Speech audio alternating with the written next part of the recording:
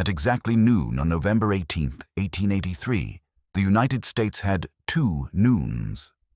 In cities across America, people watched their church steeples strike 12, then watched railroad station clocks strike 12 again minutes later.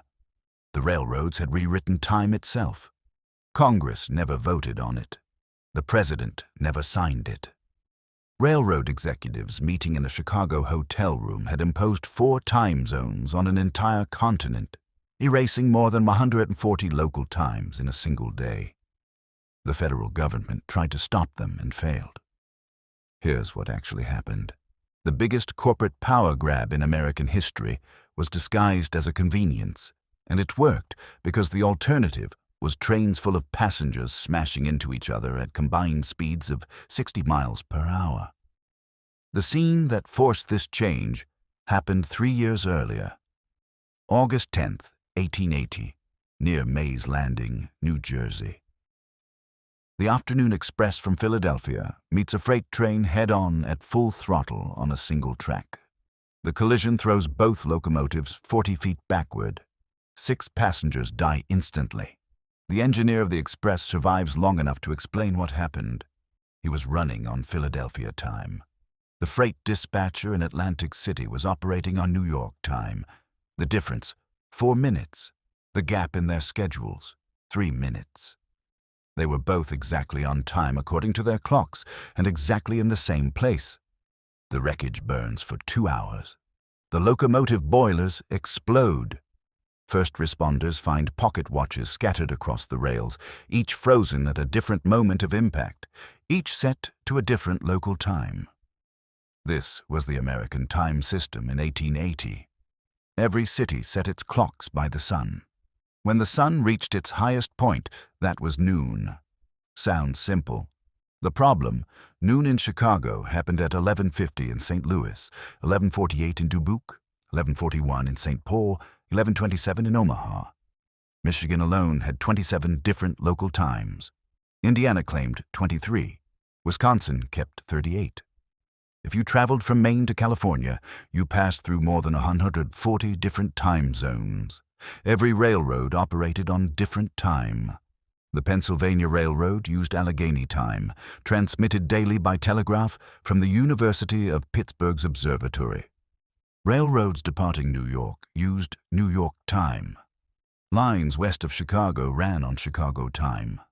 Between Chicago and Pittsburgh, most used Columbus time, even lines that never touched Columbus. The result, every major train station displayed multiple clocks, each showing a different railroad's time, none matching the town clock visible through the station windows. The math was lethal. A train traveling west at 30 miles per hour experienced local time sliding backward about 1 minute every 12 miles.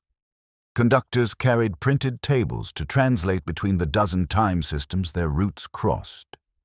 Miss one calculation, and your train occupies the same stretch of single track as another locomotive coming the opposite direction. By 1880, the United States operated 93,000 miles of track. The nation owned 17,800 freight locomotives and 22,200 passenger locomotives. The railroad industry employed more people than any sector outside agriculture. Daily, these trains carried 23,600 tons of freight and hundreds of thousands of passengers across a web of intersecting single-track lines. The entire system balanced on handwritten timetables, pocket watches, and the assumption that everyone agreed what time it was. They didn't agree. The 1882 Spuyten-Duyvil collision near New York killed a dozen passengers when 2 trains on the Hudson River Railroad met at night. Investigation revealed both engineers were following their schedules precisely. The timetables were printed in different time standards, a fact neither man knew until after the wreck. The 1876 Ashtabula River Bridge disaster killed 92 people when a train plunged into an icy gorge in Ohio. The 1887 Bussey Bridge collapse in Boston killed 24 morning commuters. Time confusion wasn't the only cause of these disasters, but investigators kept finding the same pattern. Schedules that seemed safe on paper became deadly when every railroad, every town, every station master interpreted time differently. The industry was building 7,000 miles of new track every year through the 1880s. Every additional mile added complexity to a system already failing. Railroad executives knew the problem intimately. They'd rejected congressional proposals to standardize time in 1809, 1870, and 1872. Not because they opposed standard time, but because they opposed government control. The railroad business generated immense profits through precise logistics. Letting politicians set their operating procedures meant letting politicians regulate their rates, their routes, their very business model. But by 1881, the accidents were piling up, the lawsuits were mounting, and the chaos was cutting into their bottom line. That year, the General Time Convention gathered. This was the industry's coordination body, where competing railroad executives met to solve shared problems. They appointed William F. Allen as secretary with a specific mandate: devise a time system the railroads could implement themselves before Congress forced something worse upon them. Allen was perfectly positioned for the task. He edited the Traveler's Official Railway Guide, the Bible of railroad timetables. He knew every quirk of every railroad's scheduling. He understood that railroad men wouldn't accept a system that favored one company's home city over another. He also knew speed mattered. The railroad lobby had successfully blocked federal time legislation for decades, but public outrage over train wrecks was building. If the railroads didn't solve this themselves, Congress would solve it for them, probably by empowering the Navy's astronomical observatories to dictate railroad schedules. Allen worked for 2 years, traveling the country, surveying railroad superintendents, mapping every time zone in actual use.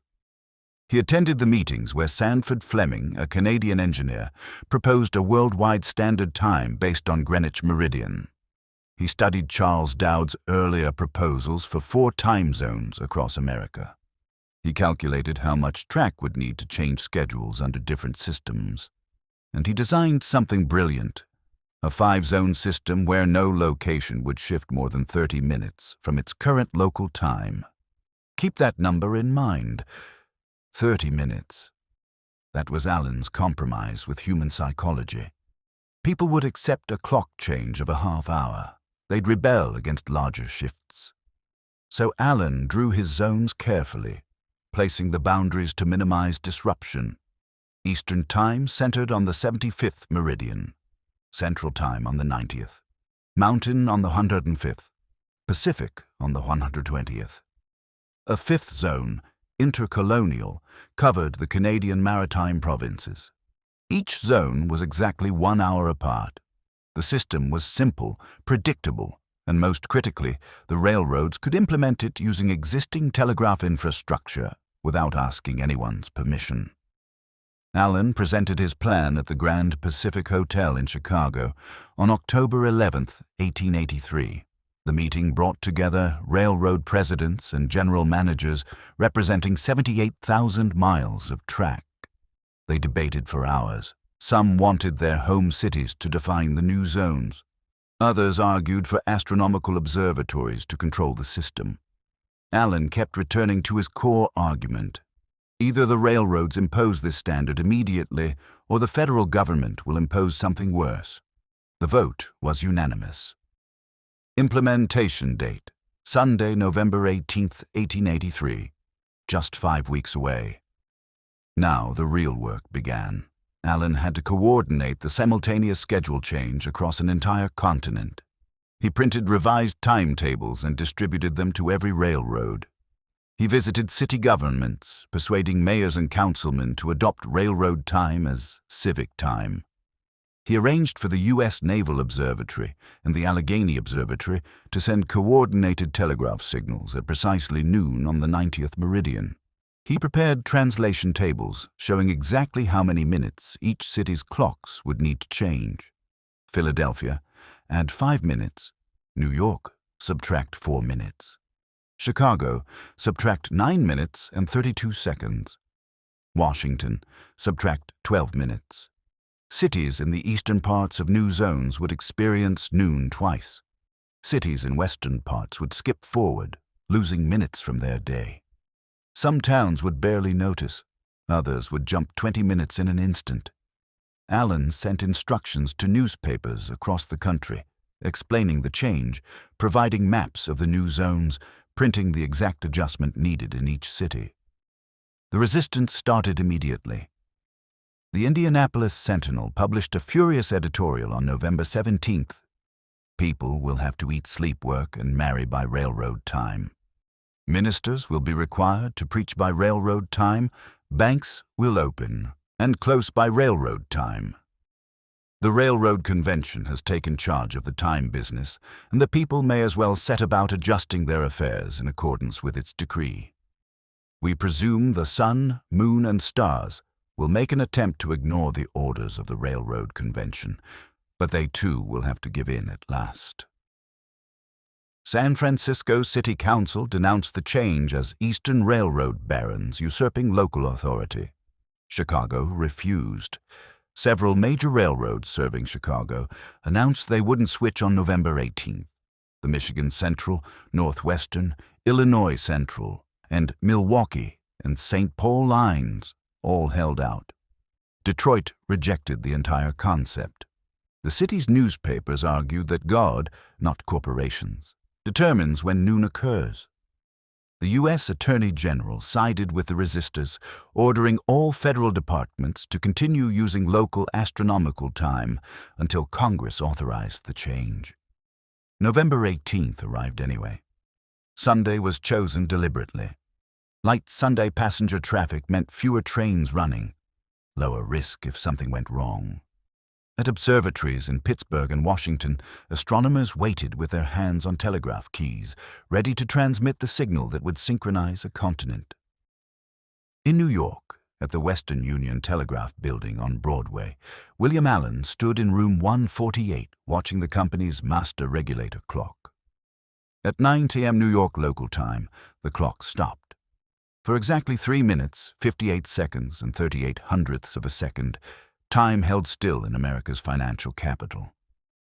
Then the clock restarted, and Eastern Standard Time was born.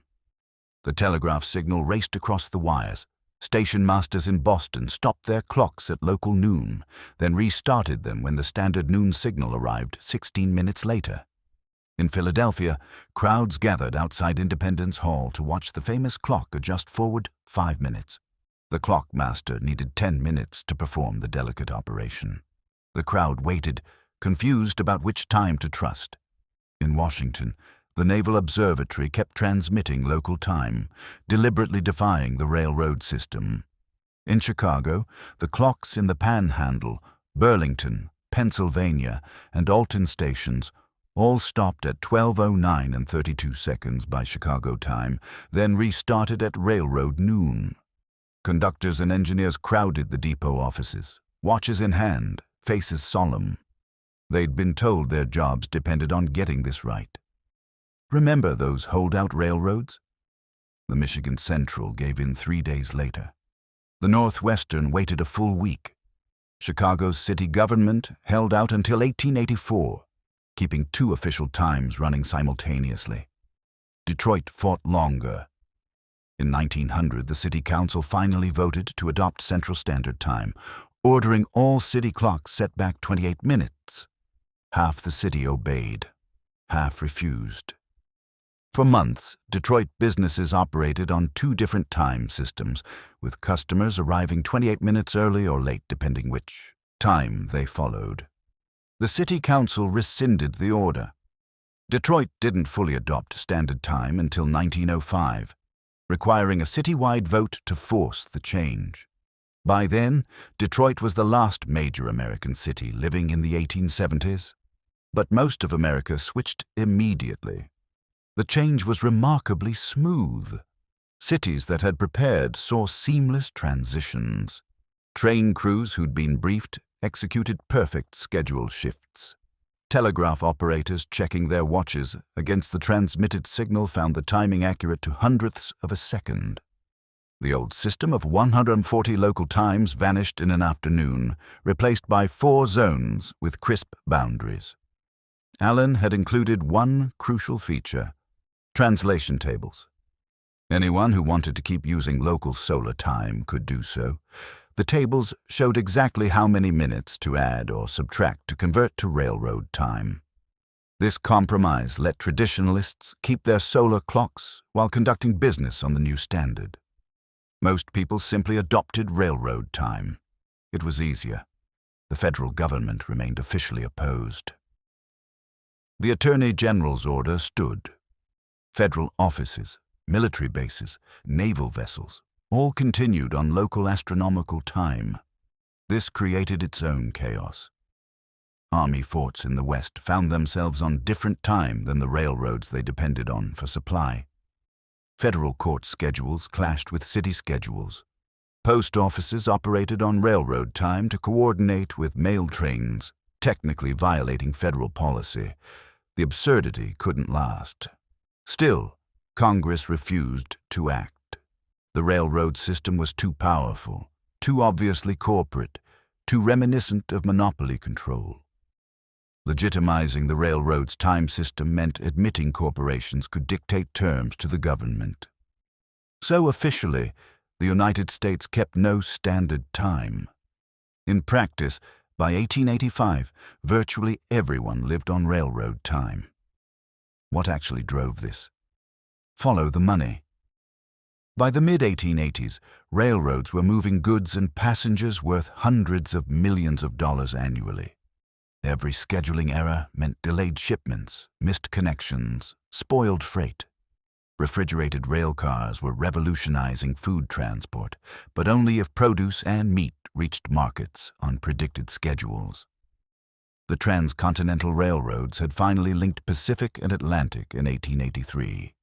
This enabled shipping at scales never before possible, but only with precise timekeeping. A shipment delayed by 4 minutes in 1870 was a minor annoyance. A shipment delayed by 4 minutes in 1883, when that delay caused a collision that destroyed the cargo, the train, and killed the crew, became a catastrophic loss. Insurance companies were raising rates on railroads with poor safety records. Investors were demanding better coordination. The market was forcing standardization whether politicians liked it or not. The system worked because it served everyone's interest. Passengers could read timetables and trust arrival times. Merchants could schedule freight pickups. Telegraph operators could coordinate messages across time zones using simple arithmetic. Cities could synchronize with nearby towns, enabling regional commerce that had been complicated by minute-by-minute time changes. Most importantly, train crews could operate safely, knowing that when 2 schedules showed a 10-minute gap between trains, that gap actually existed in real measured time, not just on paper printed in different time systems. Accidents attributed to time confusion dropped sharply after 1883. The data is incomplete, but collision rates on single-track lines fell measurably once everyone shared one clock. The myth you've probably heard is that the federal government created time zones to help railroads run on time. The government opposed standard time zones for 35 years. Congress rejected time standardization bills in 1809, 1870, and 1872. The Attorney General explicitly forbade federal adoption of the railroad zones. The naval observatories fought to maintain their authority as the nation's official timekeepers, arguing that astronomical time was scientific and therefore superior to artificial corporate time. It took World War I to finally break the resistance. In 1918, facing the logistical demands of mobilizing millions of soldiers and coordinating war production across continental distances, Congress passed the Standard Time Act. This law did 3 things. It officially recognized the 4 time zones the railroads had imposed 35 years earlier. It placed the Interstate Commerce Commission in charge of time zone boundaries, and it established daylight saving time as a wartime measure.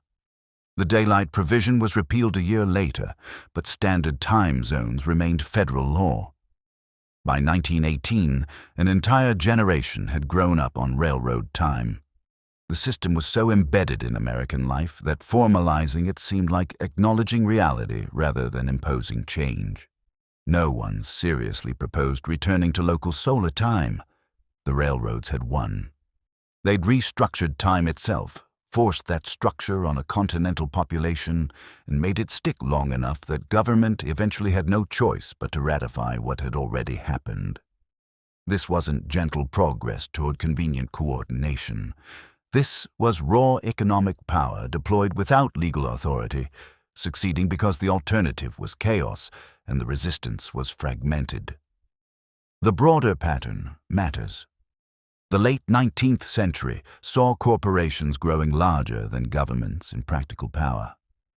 Railroad companies could build across state lines, ignoring local laws that conflicted with their operations.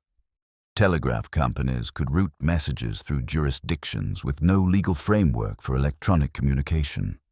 When government tried to regulate, corporations simply acted first, establishing facts on the ground that became too expensive to undo. Standard time zones are the clearest example. The railroads needed synchronization. They designed a system that served their operational needs. They implemented it unilaterally. Then they waited for everyone else to adapt or suffer the consequences of being out of sync with the dominant economic force in American life. The holdouts proved the point. Detroit's resistance lasted 22 years. During those years, Detroit businesses dealt with constant confusion about appointments, shipments, and schedules. Hotels near the train station posted 2 clocks. Banks opened at one time for local customers, another for railroad freight paperwork. The city was punishing itself economically by clinging to solar time, but the principle mattered to enough voters that they rejected change twice. Finally, in 1905, the economic cost exceeded the ideological attachment, and Detroit joined the system. That's how the railroad time zones won, not through legal authority or popular mandate, but through making the alternative too costly to sustain. By 1890, the American rail system stretched 163,597 miles. Every mile of that track ran on synchronized time. The system had expanded from 93,000 miles in 1880 to over 160,000 miles in 10 years. All that new construction used standardized time from the moment the first train ran. Cities founded after 1883 never bothered with local solar time. They adopted railroad time immediately, because railroad time was how business happened. The generation born after 1883 grew up assuming time came in hour-wide zones, that clocks in different cities matched, that schedules meant something reliable. They inherited a world the railroads had remade, and most never knew there'd been a different system. November 18th, 1883, the day of 2 noons. Not a compromise between government and industry. Not a technological improvement embraced by grateful citizens. A corporate imposition that succeeded because the corporations controlled the infrastructure everyone depended on. Congress eventually approved it in 1918, but by then, the battle was 35 years over. The railroads had already won. Time itself bent to their schedules, and the rest of America had no choice but to follow.